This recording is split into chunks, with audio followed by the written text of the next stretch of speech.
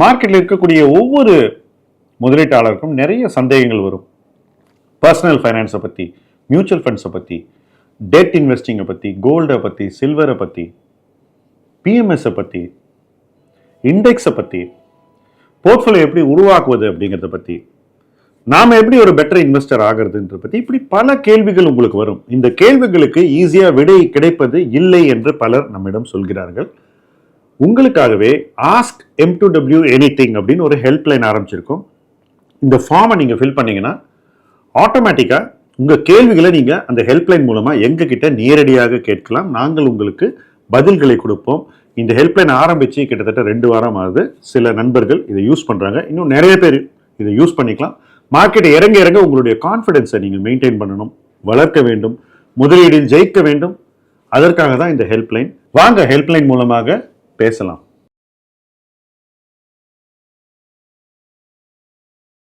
நூறு கோடி கனவு மியூச்சுவல் ஃபண்டில் நனவாகுமா? சில பேர் என்ன நினைக்கிறாங்கன்னாக்கா, பெரிய போர்ட்ஃபோலியோ கிரியேட் பண்ணணும்னா அதை டைரக்ட் ஈக்விட்டியில் தான் பண்ண முடியும் அப்படின்னு நினைக்கிறாங்க. இதை நீட்சியாக இன்னொரு பிலீஃபும் அவங்களுக்கு இருக்குது. அது என்னென்னா, டைரக்ட் ஈக்விட்டியில் இன்வெஸ்ட் பண்ணால் கிடைக்கிற ரிட்டர்ன் மியூச்சுவல் ஃபண்டில் கிடைக்காது அப்படிங்கிறது. அதனால் அவங்க டைரக்ட் ஈக்விட்டியில் தான் இன்வெஸ்ட் பண்ணோம் அப்படின்னு நினைக்கிறாங்க. டைரக்ட் ஈக்விட்டியில் நல்ல ரிட்டர்னை போர்ட்ஃபோலியோ லெவலில் பண்ணோன்னா ஃபஸ்ட்டு போர்ட்ஃபோலியோ கன்ஸ்ட்ரக்ஷன் தரோவாக தெரிஞ்சிருக்கணும். ஒரு போர்ட்ஃபோலியோ எப்படி உருவாக்கணும் அப்படின்ற அந்த கலையை நாம் கற்று பயிற்சி செஞ்சு உள்வாங்கி வளர்ந்துருக்கணும். அது பண்ணால் தான் போர்ட்ஃபோலியோவில் ரிட்டர்ன் பண்ண முடியும். நிறைய பேருடைய நினைப்பு என்னன்னாக்கா, நல்ல ஸ்டாக்கை வாங்கிட்டா போதும் போர்ட்ஃபோலியோவில் ரிட்டர்ன் பண்ணிடலாம் அப்படிங்கிறது. இதை விட தவறான புரிதல் எதுவுமே இருக்க முடியாது. பல பேர் 7-8 நல்ல ஸ்டாக் வச்சுருப்பாங்க. பட் அவங்க போர்ட்ஃபோலியோ டோட்டலாக 20 ஸ்டாக் இருந்தால் கூட இந்த 7-8 நல்ல ஸ்டாக்கை வச்சு கூட அவங்களுக்கு நல்ல ரிட்டர்ன் வந்திருக்காது. ஏன் அப்படின்னு போய் பார்த்தாக்கா, நல்ல ஸ்டாக்ஸ் அவங்க வாங்கினது மொத்தமே 10% தான். சுமாரான ஸ்டாக்கையும் மோசமான ஸ்டாக்கையும் அவங்க பாக்கி 90%க்கு வாங்கியிருக்காங்க. பேசிக்காக என்னங்க, அவங்களுக்கு போர்ட்ஃபோலியோ கன்ஸ்ட்ரக்ஷன் தெரியலங்கிறது தான் இதன் மூலமாக நம்ம உணரணும்.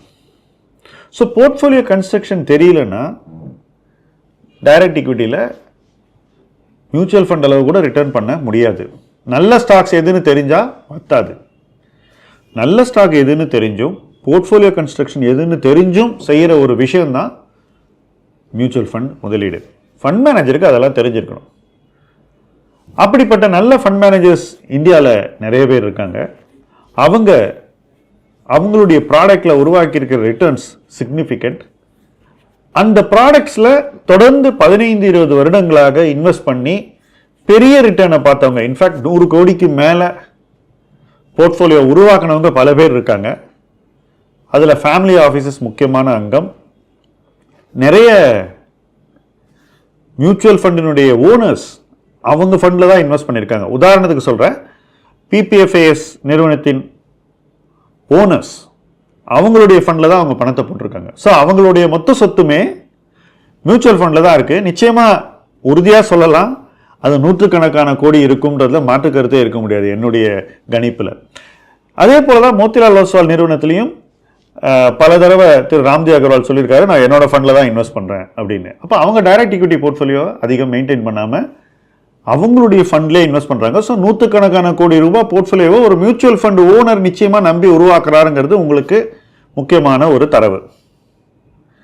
பட் இத்தோடு நிற்கிறது இல்லை. ஃபண்ட் மேனேஜர்ஸும் அவங்களுக்கு இருக்கக்கூடிய நிறைய ரெஸ்ட்ரிக்ஷன்ஸ்னாலையும் ரூல்ஸ்னாலையும் அவங்களுடைய மொத்த பணத்தையுமே மியூச்சுவல் ஃபண்ட் போர்ட்ஃபோலியோவில் போட்டு தான் 100கணக்கான கோடி ரூபாய் அவங்க மேலாண்மை செய்கிறாங்க அவங்க சொந்த பணத்தில். கொஞ்ச நாள் முன்னாடி ஒரு இஷ்யூ வந்தது. அது ஒரு US ஃபண்ட், இங்கேருந்து அமெரிக்க நிறுவனங்களில் இன்வெஸ்ட் பண்ணக்கூடிய ஒரு US ஃபீடர் ஃபண்ட்.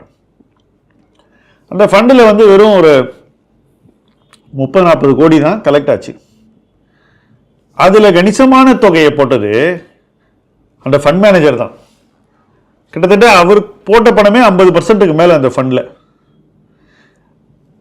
அவர் போட்ட நேரம் அந்த ஃபண்டு ரொம்ப நல்லா பர்ஃபார்ம் பண்ணி நல்ல கணிசமான விலை உயர்வு கண்டது. அதுக்கப்புறம் அவர் கொஞ்சம் ஒரு ப்ராஃபிட் புக் பண்ணியிருக்கலாம். என்ன பண்ணாருங்கிறத நான் க்ளோஸாக வாட்ச் பண்ணல. பட் நான் என்ன சொல்ல வரேன்னா, நீங்கள் ஒரு 40 கோடி ஃபண்டில் 20 கோடி போடுறீங்கன்னு வச்சுப்போம். ஜஸ்ட் ஒரு மேத்ஸுக்கு சொல்கிறேன்.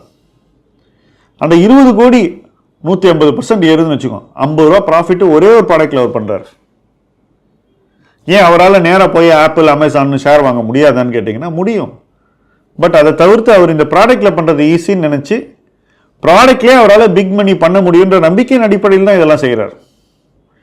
ஸோ அடிப்படையில் ஒரு ரீட்டைல் இன்வெஸ்டர்னுடைய புரிதல் பல இடங்களில் தவறாக இருக்கிறது என்பது தான் இதுவரைக்கும் நம்ம பேசின பாயிண்ட்ஸ் நமக்கு கொடுக்கக்கூடிய ஒரு கணிப்பு.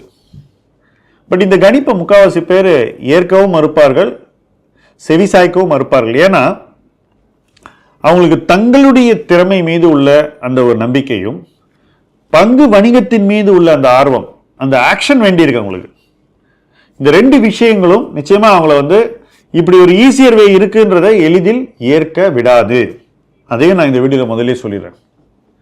பட் என்னுடைய அனுபவத்தில் எத்தனையோ குடும்பங்கள் இன்வெஸ்ட் பண்ணி நூற்றுக்கணக்கான கோடி ரூபாய், ஏன் ஆயிரக்கணக்கான கோடி ரூபாய் கூட மியூச்சுவல் ஃபண்டில் வச்சுருக்காங்க.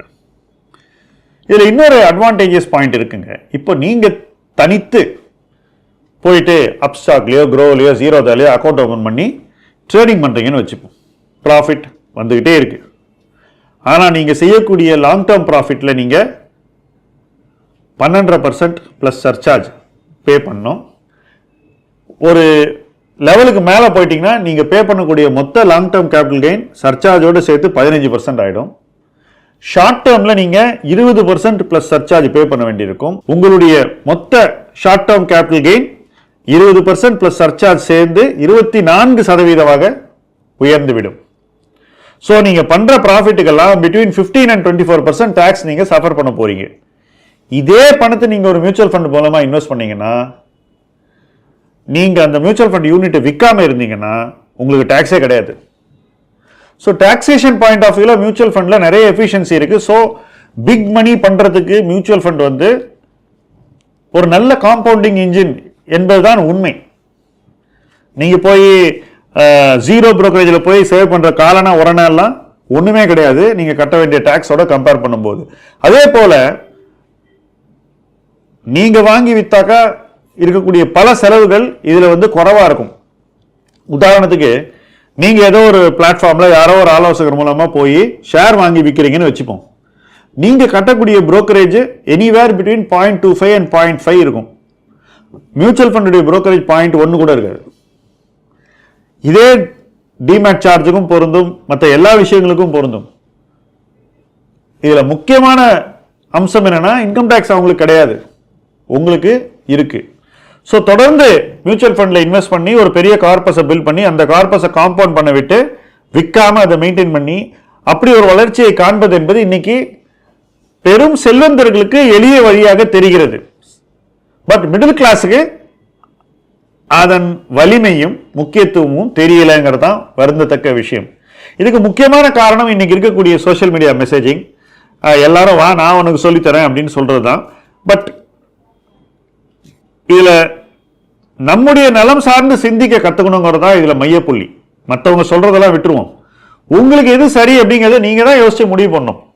அதை நான் சொல்லியோ அல்லது மற்றவர்கள் சொல்லியோ உங்களுக்கு மைண்ட்ல ஏறுமானா ஏறாது. நீங்க உணர்ந்தாதான் அது ஏறும். என் பார்வையில் நிச்சயமாக ஸ்டாக் இன்வெஸ்டிங்கும் மியூச்சுவல் ஃபண்ட் இன்வெஸ்டிங்கும் பெரிய வித்தியாசம் இருக்காது. யார் மியூச்சுவல் ஃபண்ட் இன்வெஸ்டிங் பண்றாங்களோ அவங்களும் ஸ்டாக் இன்வெஸ்டிங்ல அடையக்கூடிய அதே ரிட்டர்னை கிட்டத்தட்ட அடைய முடியும். அதற்கான டிசிப்ளினும் பர்சிவியரன்ஸும் பர்சிஸ்டன்ஸும் இருந்ததுன்னா நிச்சயமா நீங்க தொடர்ந்து முதலீடுகளை செய்து உங்களுடைய கேபிட்டலை அதில் நிறைய இன்வெஸ்ட் பண்ணி கேபிட்டலை பெருக்க செய்து, அதாவது ₹1 போட்டு அதை ₹2 ஆக்கி அந்த ₹2 ₹4 ஆகிற வரைக்கும் விற்காமல் காத்திருந்து ஒரு பெரிய கார்பஸை நீங்க பில்ட் பண்றதுக்கு உங்களுக்கு மியூச்சுவல் ஃபண்ட்ல நல்ல வாய்ப்பு இருக்கு. வரி என்ற ஒரு அடிப்படை சிக்கல் அதில் குறைவாக இருக்கும். அது மட்டும் இல்ல, வரி குறைவாக இருக்கும்போது நீங்க அச்சீவ் பண்ணக்கூடிய ஓவரால் ரிட்டர்னும் அதிகமாக இருக்கும். அதனால நீங்கள் அடையக்கூடிய இலக்குகள் உங்களுக்கு சீக்கிரம் வந்து சேரும். இதுல முக்கியமான மைய புள்ளி, நல்ல ஃபண்ட் மேனேஜர்கிட்ட தான் நீங்க பணத்தை கொடுக்கணும். ஹை ரிட்டர்ன் பண்ணோம் அப்படின்ற காரணத்துக்காக ஒருத்தன்ட்டு பணத்தை கொடுக்கக்கூடாது. ஏன்னா சில நேரங்களில் சில பேர் ஹை ரிட்டர்ன் பண்ணுவாங்க, அதுக்கப்புறம் சறுக்கிடுவாங்க. சறுக்காமல் தொடர்ந்து ஏறுமுகமாகவே முதலீடு மேம்பாடு செய்யக்கூடிய மேனேஜர்ஸ் கிட்ட தான் நீங்க அந்த பணத்தை கொடுக்கணும். ஸோ யார்கிட்ட பணத்தை கொடுக்குறீங்கன்றது ரொம்ப ரொம்ப கிரிட்டிக்கல். எவ்வளவு நாள் அந்த பணத்தை அவர்கிட்ட வளர விடுறீங்கிறது செகண்டரி இம்பார்ட்டன்ட் பாயிண்ட். டாக்ஸை எப்படி சேவ் பண்ணோன்ற ஒரு புரிதலோடு இன்வெஸ்ட் பண்ணுறீங்க அப்படிங்கிறது 3வது பாயிண்ட். 4வது பாயிண்ட், காம்பவுண்டிங்களுடைய முழு பயனையும் நீங்கள் அடைய போகிறீர்கள் என்பது. இந்த 4 பாயிண்ட்டை நீங்கள் உணர்ந்தீங்கன்னாக்கா நிச்சயமாக உங்களுக்கு மியூச்சுவல் ஃபண்ட் முறையிலேயே பெரிய பணத்தை சேகரிக்கிறதுக்கான ஒரு புரிதலும் முதிர்வும் பொறுமையும் வந்துவிடும். அந்த பொறுமையை உருவாக்க நாம் எல்லோரும் இணைந்து பாடுபட வேண்டும். அப்படி ஒரு பொறுமையான ஒரு அணுகுமுறையை ஒவ்வொருத்தர் லைஃப்லையும் கொண்டு வந்து ஒரு மைல்ஸ்டோனை கிராஸ் பண்ணி மிகப்பெரிய மைல்ஸ்டோனான 100 கோடியை கூட அடைய வேண்டும் என்ற நம்பிக்கையோடு இணைந்து பயணிப்போம். முதலீட்டு களம் உங்கள் களம். நன்றி.